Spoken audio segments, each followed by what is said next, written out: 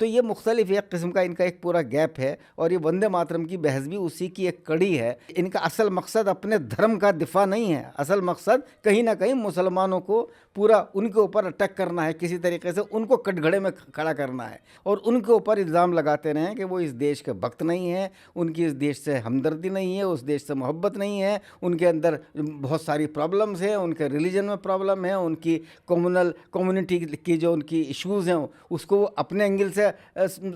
हल करना चाहते हैं, ना कि नेशनल एंगल पर। एक ज़माने में बहुत हद तक वो ये पूछते रहते थे कि आप पहले मुसलमान हैं कि पहले इंडियन हैं। फिर मैंने एक ज़माने में मैंने उसका काउंटर आर्गूमेंट दिया था कि आप बताइए कि पहला आप हिंदू हैं कि पहला आप इंडियन हैं। इस तरह की इंडियन होना और हिंदू होना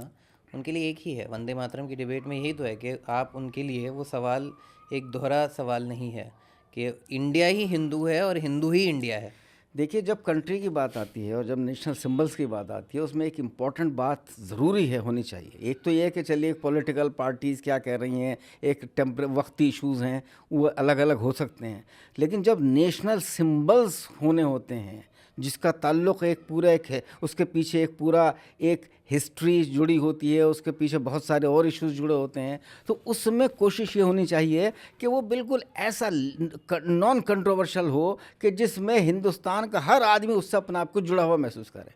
लेकिन अफसोस की बात यह है कि हिंदुस्तान के जितने भी नेशनल सिंबल्स हैं वो कहीं ना कहीं उनमें सब में कंट्रोवर्सी जुड़ी हुई है। मिसाल के तौर पे आप राष्ट्रीय गान को ले लीजिए, तो नेशनल जो एंथम है उसके बारे में भी एक पूरा तबका ये कहता रहा, और एक पूरी हिस्ट्री अब सामने आई कि वो सबसे पहले एक किंग जॉर्ज सेकंड के नाम